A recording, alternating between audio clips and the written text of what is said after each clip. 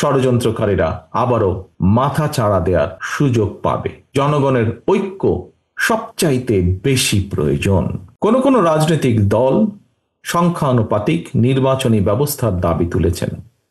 বিশ্বের কোন কোন দেশে সংখ্যানুপাতিক নির্বাচনী ব্যবস্থার বিধান রয়েছে, তবে বাংলাদেশের বিদ্যমান বাস্তবতায় এবং ভৌগোলিক রাজনৈতিক প্রেক্ষাপটে এই মুহূর্তে বাংলাদেশের জন্য এই ব্যবস্থাটি কতটুকু উপযোগী অথবা উপযোগী কিনা সেটি গুরুত্বের সঙ্গে ভেবে দেখা জন্য আমি সকলের প্রতি অনুরোধ রাখব।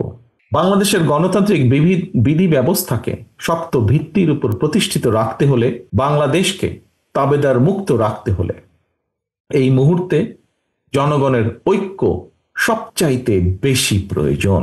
কিন্তু সংখ্যানুপাতিক নির্বাচনী ব্যবস্থা দেশে ঐক্যের পরিবর্তে বিভক্তিমূলক সমাজ এবং অস্থিতিশীল সরকার সৃষ্টির কারণ হয়ে উঠতে পারে কি না, এই বিষয়গুলো গুরুত্ব সহকারে আরও একবার ভেবে দেখার জন্য আমি সকল রাজনৈতিক নেতৃবৃন্দকে বিনীত আহ্বান এবং অনুরোধ করব। বসুন্ধরা ডায়াপেন্ট এখন আরো উন্নত। এই হট এয়ার থ্রো টপশিট দ্রুত শোষণ করে সোনামণিকে দেয় কোমল অনুভূতি।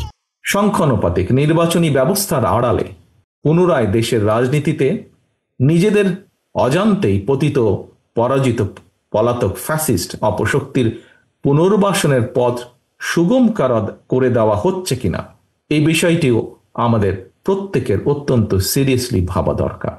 আমি মনে করি নিত্য নতুন ইস্যু যদি আমরা সামনে নিয়ে আসতে থাকি, এর সুযোগে ষড়যন্ত্রকারীরা আবারও মাথা চাড়া দেওয়ার সুযোগ পাবে।